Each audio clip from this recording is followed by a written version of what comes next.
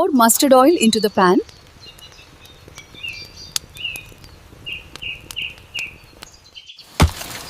Fry the গলদা চিংড়ি মাছগুলো ভেজে নেব।